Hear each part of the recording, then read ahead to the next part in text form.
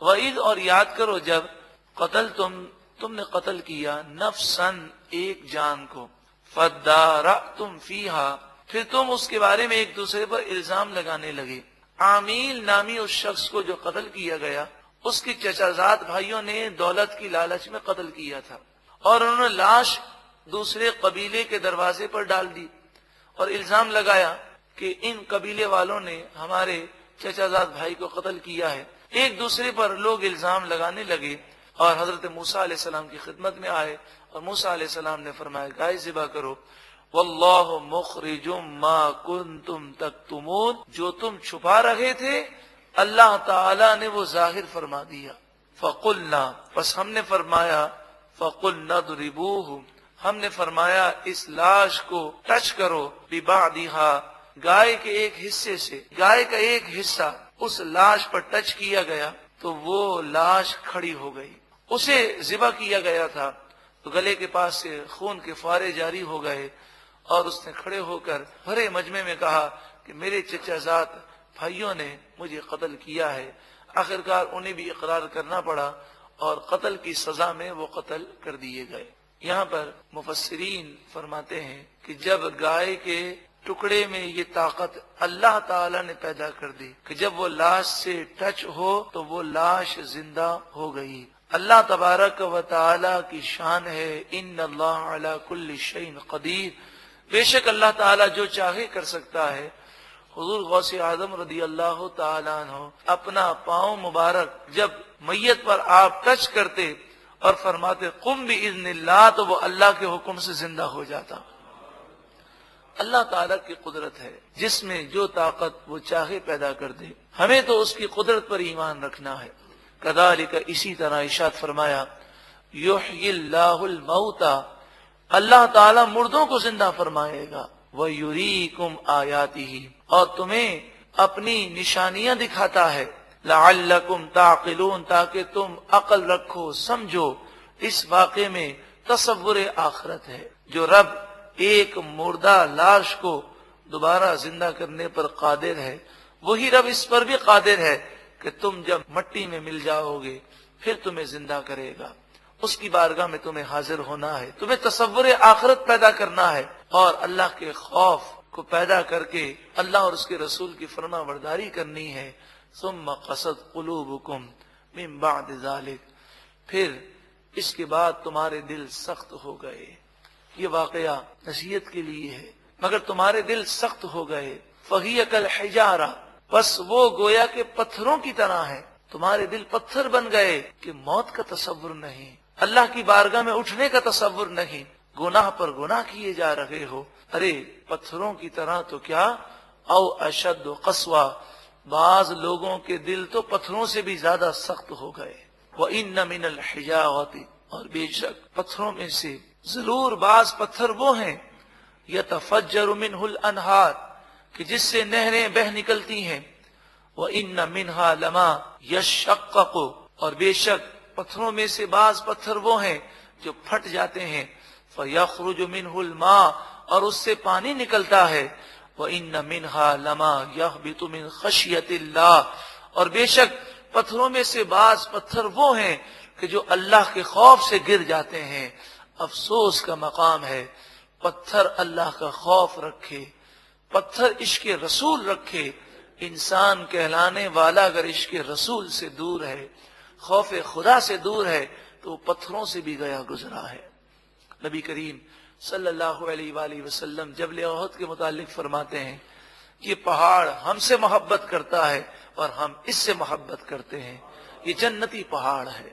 تو پتھر حضور سے محبت کریں, پتھر حضور کو پہچانے اور سلام پیش کریں. اور کیا مسلمان کہلانے والا حضور کی بارگاہ میں سلام پیش نہ کرے؟ من خشیت اللہ قرآن نے فرمایا پتھر اللہ کا خوف رکھتے ہیں اور گر جاتے ہیں خوف خدا سے. کیسا پتھر دل انسان ہے, بلکہ پتھروں سے بھی زیادہ سخت ہے کہ گناہ کرنے کے باوجود اللہ کے خوف سے اس کی آنکھوں میں آنسو نہ آئیں. وَمَا اللَّهُ بِغَافِلٍ عَمَّا تَعْمَلُونَ اور تمہارے کاموں سے اللہ بے خبر نہیں ہے. اے گناہ کرنے والوں, اے اللہ کی نافرمانی کرنے والوں, اللہ تمہارے کاموں سے باخبر ہے. وہ تمہارے ہر کام کو، ہر نیت کو جانتا ہے۔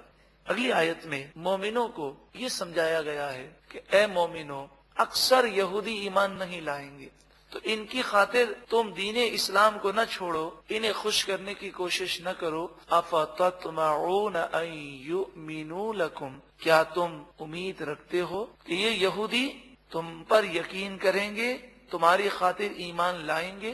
حالانکہ ان کی حالت تو یہ ہے، وَقَدْ كَانَ فَرِيقٌ مِّنْهُمْ، بے شک ان یہودیوں میں سے ایک گروہ ایسا گزرا ہے، یسمعون کلام اللہ، جو اللہ کے کلام کو سنتا، ثم پھر یحرفونہ من بعد ما عقلوہ وہم یعلمون، جان بوجھ کر سمجھنے کے باوجود اللہ کے کلام کو وہ چینج کر دیا کرتے۔ جو اللہ کے کلام کو تبدیل کرنے کا جرم کرنے والا ہے، کیا وہ اب اللہ کی بارگاہ میں جھک سکتا ہے؟ ان کے دل سخت ہو گئے ہیں، اور یہ ایسے دھوکے باز ہیں۔ وَإِذَا لَقُوا الَّذِينَ آمَنُوا، اور جب یہ ایمان والوں سے ملاقات کرتے ہیں، قَالُوا آمَنَّا، تو کہتے ہیں ہم ایمان لائے۔ وَإِذَا، اور جب خَلَا بَعْضُهُمْ إِلَى بَعْضٍ، اور جب آپس میں ایک دوسرے سے ملاقات کرتے ہوئے تنہا ہوتے ہیں، قالوا، تو وہ کہتے ہیں، اتحدثونہم بما فتح اللہ علیکم، کیا تم مسلمانوں کو وہ علم بتاتے ہو جو علم اللہ نے تم پر کھولا ہے؟ بعض یہودیوں کے بارے میں مفسرین نے فرمایا کہ وہ تھے تو یہودی، لیکن جب مسلمانوں سے تنہائی میں ملتے تو مسلمانوں کو کہتے کہ تم نے جس نبی آخر الزمان صلی اللہ علیہ وسلم کا دامن تھاما ہے، یہ سچے نبی ہیں، تمہیں ان کا دامن نہیں چھوڑنا۔ تو اس طرح کی باتیں وہ کبھی کبھی اکیلے میں کہہ دیتے، اور پھر یہ بھی کہہ دیتے کہ توریت میں فلاں مقام پر یہ بات لکھی ہے۔ تو یہ مسلمانوں کو بیوقوف بنانے کے لیے اس طرح کی باتیں کرتے تاکہ مسلمانوں کے دلوں میں ان کی محبت پیدا ہو جائے۔ لیکن جب یہ آپس میں ملتے تو جب لوگوں کو پتہ چلتا کہ اس یہودی نے فلاں مسلمان کو یہ بات کہہ دی ہے، چاہے بیوقوف بنانے کے لیے کہی ہے، تو اس سے کہتے کہ دیکھو تم نے انہیں بتا دیا کہ توریت میں یہ بات لکھی ہے، اب کل بروز قیامت یہ تمہاری پکڑ کر لیں گے اور کہیں گے مالک و مولا، یہ ہمیں تو بتاتے تھے، خود عمل نہیں کرتے تھے، ان کو تو پتا تھا کہ توریت میں یہ بات لکھی ہے، تو کل بروز قیامت تمہاری گرفت ہو جائے گی۔ فرمایا لیحاجوکم بہ عند ربکم، تم انہیں یہ باتیں بتاتے ہو تو یہ تمہارے رب کے پاس ان باتوں کے ذریعے تم سے جھگڑا کریں گے۔ افلا تعقلون، کیا تمہیں عقل نہیں ہے؟ تم ایسی باتیں مسلمانوں کو کیوں بتاتے ہو؟ جب انہوں نے آپس میں یہ باتیں کہیں، اور یہ آپس میں جو باتیں کہی گئی تھیں یہ تنہا تھے اور کوئی مسلمان اس کو سننے والا نہ تھا، مگر رب العالمین تو سن رہا ہے، وہ تو جانتا ہے۔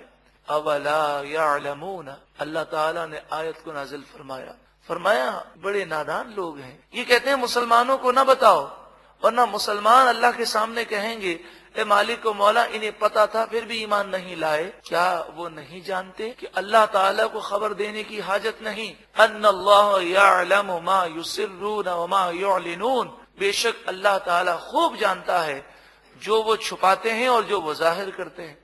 تو مسلمانوں کو بتائیں یا نہ بتائیں، اللہ تو جانتا ہی ہے کہ یہ جان بوجھ کر ایمان نہیں لاتے۔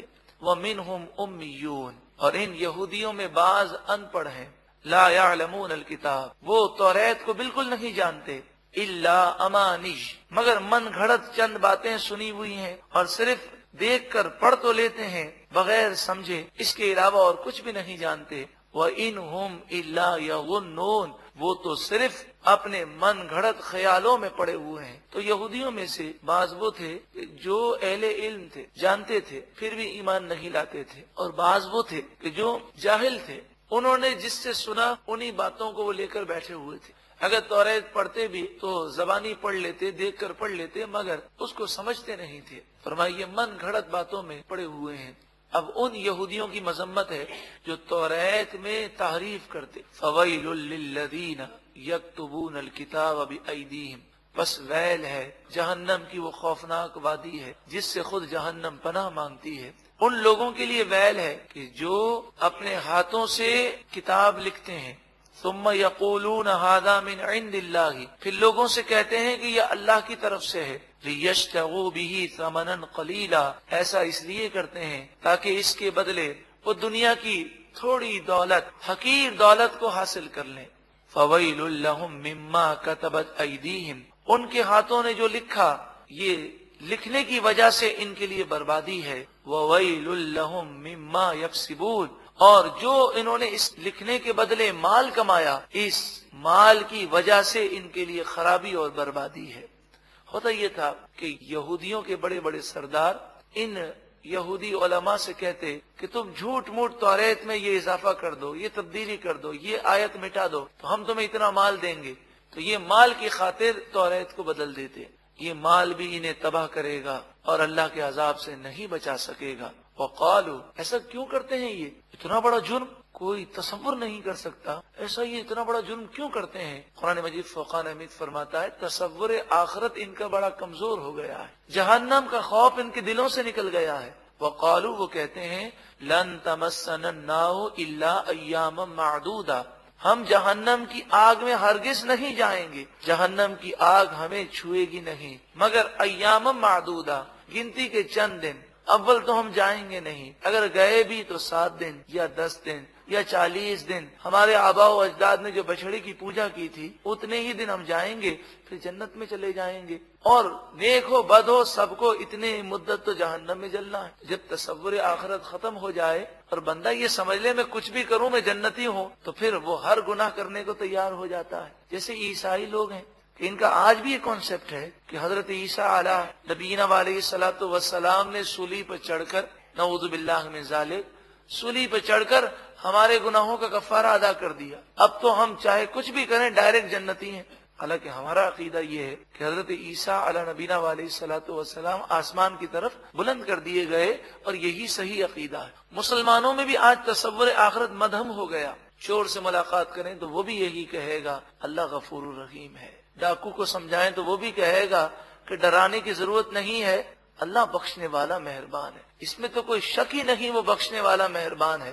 لیکن جہنم اسی نے بنائی ہے، جہنم میں وہ اپنے بندوں کو ڈالے گا، گناہگار لوگ جہنم میں جائیں گے، یہ قرآن نے بیان کیا، اسی کا کلام ہے جو یہ بیان کرتا ہے۔ ہمیں چاہیے کہ ہم جہاں اللہ کی رحمت پر امید رکھتے ہیں اس کے قہر و غضب سے بھی ڈریں۔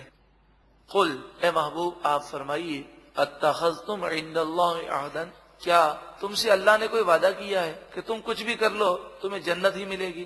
فلن یخلف اللہ عہدہ، یہ بات تو سبھی جانتے ہیں اللہ جب وعدہ فرمائے تو وعدہ کے خلاف نہیں کرتا، اور ایسی بات تو ہے نہیں کہ انہوں نے اللہ سے کوئی وعدہ لیا ہو۔ ام تقولون علی اللہ ما لا تعلمون، یا تم اللہ پر وہ جھوٹی بات باندھتے ہو جو تم جانتے نہیں ہو، اور حقیقت یہی ہے کہ انہوں نے اللہ پر جھوٹ باندھا۔ اب شریعت کا قاعدہ مقرر کیا جا رہا ہے، ہر کوئی جنتی ہے، یہ بات نہیں ہے۔ بلا، ہاں کیوں نہیں، من کسب سیئۃ، جس نے برائی کی، وَأَحَاطَتْ بِهِ خَطِیئَتُهُ، اور اس کی برائی نے اسے گھیر لیا اور اس برائی کی وجہ سے اس کا ایمان برباد ہو گیا، فَأُولَٰئِکَ أَصْحَابُ النَّارِ، بس یہی لوگ جہنمی ہیں، ہم فیہا خالدون، اس میں ہمیشہ رہنے والے ہیں۔ والذین آمنوا، اور وہ لوگ جو ایمان لائے، وعملوا الصالحات، صرف ایمان کا ذکر نہیں، ایمان کے ساتھ ساتھ اچھے عمل کیے، اولئک اصحاب الجنہ، یہی لوگ جنتی ہیں، ہم فیہا خالدون، اس میں وہ ہمیشہ رہنے والے ہیں۔ دونوں راستے سامنے ہیں، جنت کی راہ پر چلنا ہے تو اللہ اور اس کے رسول کی فرما برداری کرنی ہے۔ اللہ تعالی ہمیں جنت کی راہ پر چلنے کی توفیق عطا فرمائے۔ وَإِذْ، اور یاد کرو جب اخذنا، ہم نے لیا، میثاق بنی اسرائیل، بنی اسرائیل سے پختہ وعدہ، میثاق پکے عہد، پکے وعدے کو کہتے ہیں۔ کن چیزوں کا عہد لیا گیا؟ وہ عہد ہم سے بھی ہے، ہمیں بھی اس آیت پر عمل کرنا ہے۔ لا تعبدون الا اللہ، کہ تم اللہ کے سوا کسی اور کی پوجا نہیں کرو گے، صرف اللہ ہی کی عبادت کرنا۔ وَبِالْوَالِدَيْنِ إِحْسَانًا، اور والدین کے ساتھ بھلائی کرنا۔ بنی اسرائیل کو بھی والدین کے ساتھ بھلائی کا حکم دیا گیا اور ہمیں بھی حکم دیا گیا، اس سے والدین کے ساتھ بھلائی کی اہمیت کا اندازہ آپ کر سکتے ہیں۔ ابن ماجہ کی روایت ہے، نبی کریم صلی اللہ علیہ وآلہ وسلم سے پوچھا گیا، ما حق الوالدین علی ولدہما، والدین کا کیا حق ہے اولاد پر؟ قال رسول اللہ صلی اللہ علیہ وسلم، اللہ کے رسول صلی اللہ علیہ وآلہ وسلم نے ارشاد فرمایا، ہما جنتک و نارک، یہ تیری جنت بھی ہے اور تیری جہنم بھی ہے، ان کی خدمت کرے گا تو جنتی ہو جائے گا اور ان کے دل کو دکھائے گا تو جہنمی ہو جائے گا۔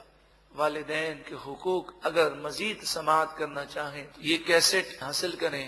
آخر قصور کس کا، آخر قصور کس کا، وذل قربا، اور رشتہ داروں کے ساتھ اچھا سلوک کرو۔ کئی لوگ ہیں جو اپنے رشتہ داروں کی پرواہ نہیں کرتے، ان کے ساتھ بھلائی نہیں کرتے، ان کی مدد نہیں کرتے۔ آئیے ہم حدیث پاک کی روشنی میں رشتہ داروں سے اچھا سلوک کرنے کی فضیلت سماعت کریں۔ بخاری و مسلم میں حضرت انس رضی اللہ تعالی عنہ روایت کرتے ہیں، نبی کریم صلی اللہ علیہ وآلہ وسلم نے ارشاد فرمایا، من احب ان یبسط لہو فی رزقہ وینسأ لہو فی اثرہ، جو یہ چاہتا ہو کہ اس کی روزی میں کشادگی ہو جائے اور اس کی عمر میں برکت ہو جائے، جو یہ چاہتا ہو فلیصل رحمہ، اسے چاہیے کہ وہ رشتہ داروں کے حقوق کو ادا کرے، روزی میں برکت بھی ہوگی اور عمر میں بھی برکت ہو جائے گی۔ والیتاما، اور یتیموں کے ساتھ اچھا سلوک کرو۔ نبی کریم صلی اللہ علیہ وآلہ وسلم نے ارشاد فرمایا،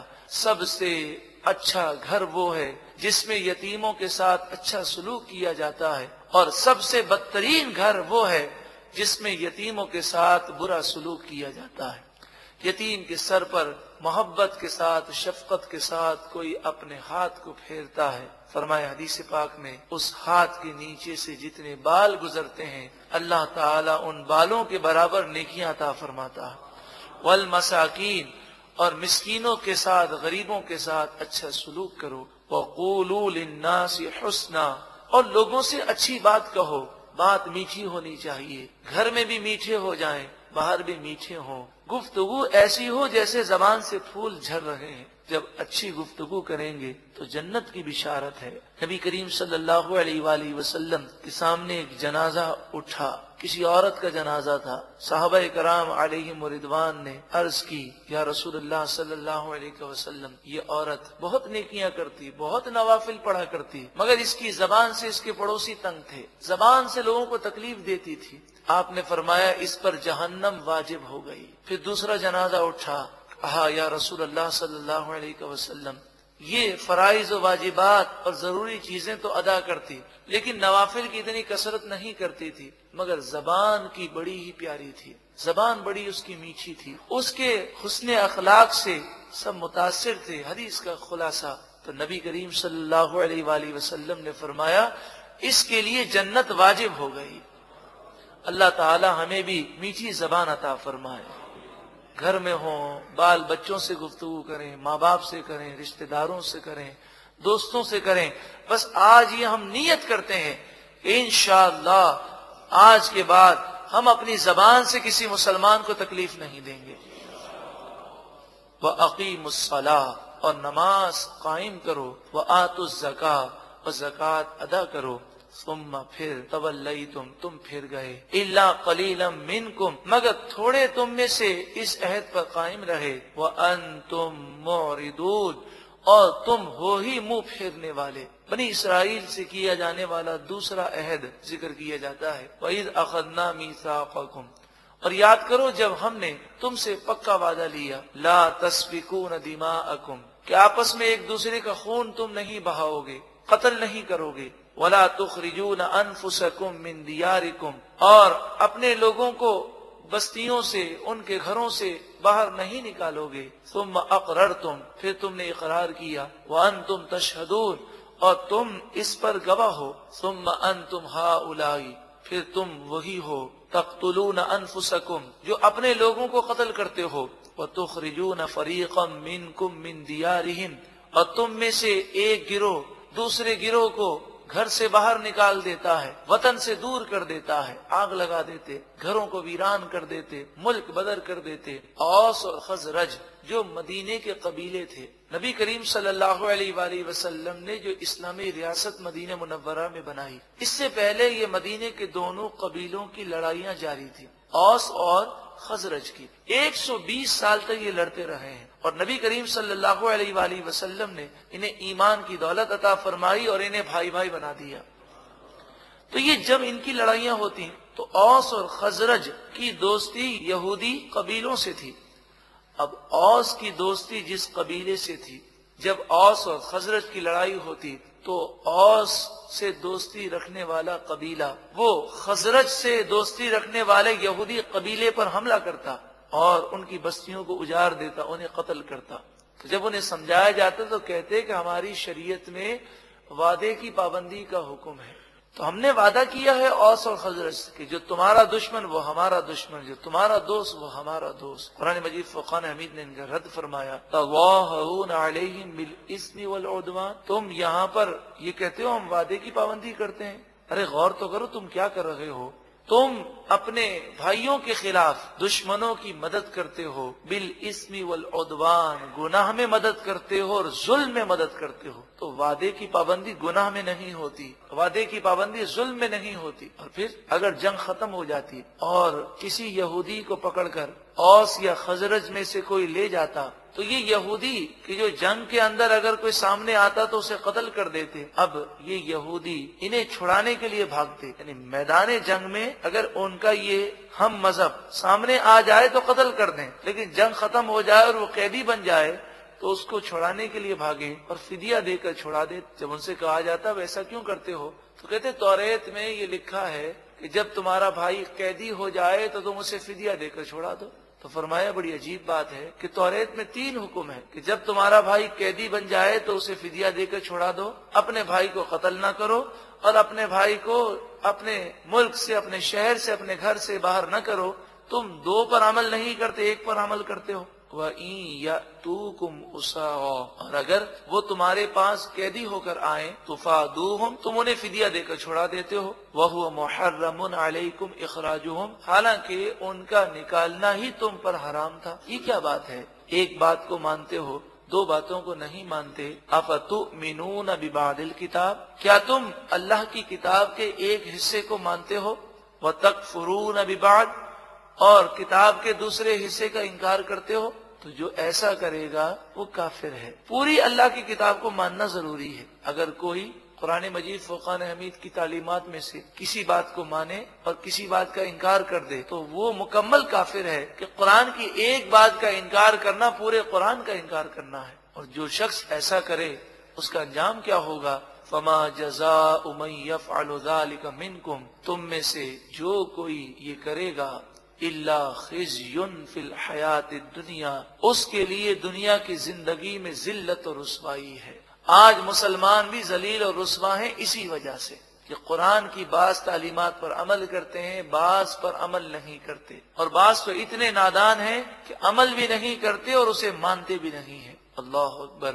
یوم القیامت یردون الی اشد العذاب اور قیامت کے دن وہ شدید ترین عذاب میں لوٹائے جائیں گے، پھینک دیے جائیں گے. وما اللہ بغافل عما تعملون تمہارے کاموں سے اللہ تعالی غافل نہیں، بے خبر نہیں، وہ باخبر ہے. ایسا انہوں نے کیوں کیا؟ سب کچھ جانتے بوجھتے اتنا بڑا گناہ وہ کیوں کرتے؟ فرمایا اولئک الذین اشتروا الحیات الدنیا بالآخرہ.